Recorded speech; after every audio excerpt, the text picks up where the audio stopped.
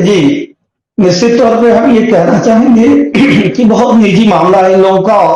और इतनी कमजोर अगर समाजवादी पार्टी हो गई, इतनी कमजोर अगर कांग्रेस हो गई कि वो भारतीय जनता पार्टी के बातों को मान के कह रही है कि अखिलेश वकिलेश, उधर वो कह रहे हैं कि वो चिरकुट नेता, उनकी क्या हैसियत है। तो मुझे लगता है कि ऐसा नहीं कहना चाहिए, आपको अपनी बुद्धि विवेक का प्रयोग करना चाहिए।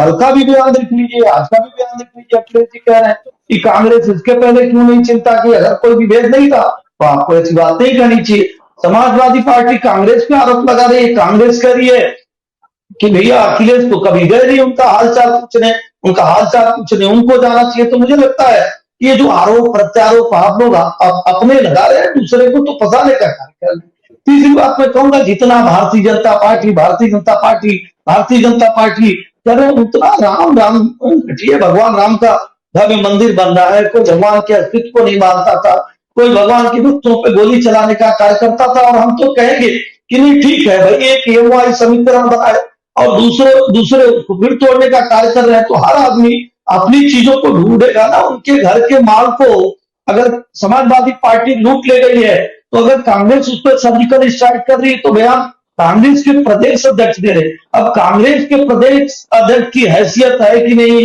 चिरकुट है, क्या है, कौन मंद बुद्धि है, ये अगर भारतीय जनता पार्टी नहीं करिए, समाजवादी पार्टी कांग्रेस को करिए, कांग्रेस समाजवादी पार्टी को करे, हम दोनों अपनी बात को और अपने मित्र दोनों लोगों को समाजवादी पार्टी और उनको कहूंगा, नहीं, अपनी नीति अच्छी रखिए, अपने आचरण में अपने व्यवहार में कोई परिवर्तन मत आए, आप अच्छे मिलकर रहिए। क्योंकि हमको भारतीय जनता पार्टी को समाजवादी पार्टी से वोट चाहिए नहीं, भारतीय जनता पार्टी को कांग्रेस से भी वोट नहीं चाहिए। हम तो जनता के लिए कार्य करते हैं, जनता के बीच में जाते हैं। लेकिन आप आपस में गाली देना कि भाई आप मुसलमान के लिए कुछ नहीं करते हैं, स्वयं आजम खान साहब के प्रतिनिधि बहुत पहले भी कहे थे कि समाजवादी पार्टी के लोग तो पूछने नहीं आए।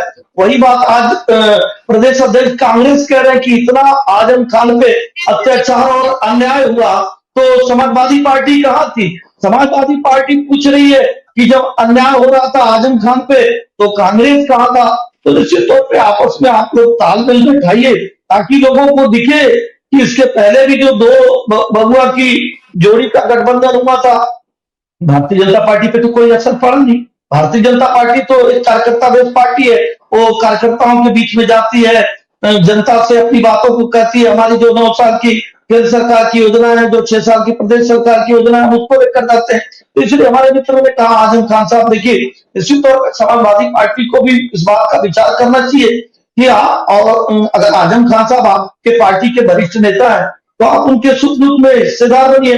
केवल सुख का लाभ लेंगे और दुख का लाभ नहीं लेंगे तो उस दुख का लाभ कांग्रेस लेना चाहेगी। आपको जाना चाहिए, इसके पहले आजम खान साहब के बेटे का बयान, उनके जनप्रतिनिधि का बयान, बहुत सारे बयानों को आदमी मनोज जी ने सुना, देखा, समझा होगा। लेकिन अब रही बात भारतीय जनता पार्टी की, तो देखिए भारतीय जनता पार्टी एक पार्टी है, सरकार सबकी है, बहुत अच्छी बात मनोज जी ने कहा। और सरकार सबकी चिंता करती है, आजम खान साहब को स्वयं न्यायालय पर विश्वास करते हैं, वो कहते हैं कि न्यायालय पर भरोसा है, न्यायालय ने जो न्याय दिया हम उसका सम्मान करते हैं। लेकिन समाजवादी पार्टी को इस बात की छटपटाहट है कि भारतीय जनता पार्टी जो कार्यकर्ता बेस्ड पार्टी है, जो विकास का कार्य करके पसमानदा समाज को जोड़ ली, जो 3 तलाक पर कानून लाकर मुस्लिम महिलाओं को जोड़ ली, जो सबका साथ सबका विकास सबके विश्वास के नारे को बुलंद करते हुए आज सभी समाज के लिए कार्य कर रही, तो इसके नाते ये जो जाति वर्ण मजहब की बात करने वाले थे, लोग उसकी राजनीति करने वाले थे, तो हमारे आदमी मनोज जी को, हमारी बहन जी को डर लग रहा। हम तो कहते कि जो सुचिता जिस पारदर्शिता की आप बात कर रही है, उस गठबंधन को आप कायम रखिए, ताकि जनता देख ले कि भैया आप जब बहुजन समाजवादी पार्टी से गठबंधन किए थे तो भी कुछ नहीं अंतर पड़ा, और जब आप कांग्रेस से किए तो भी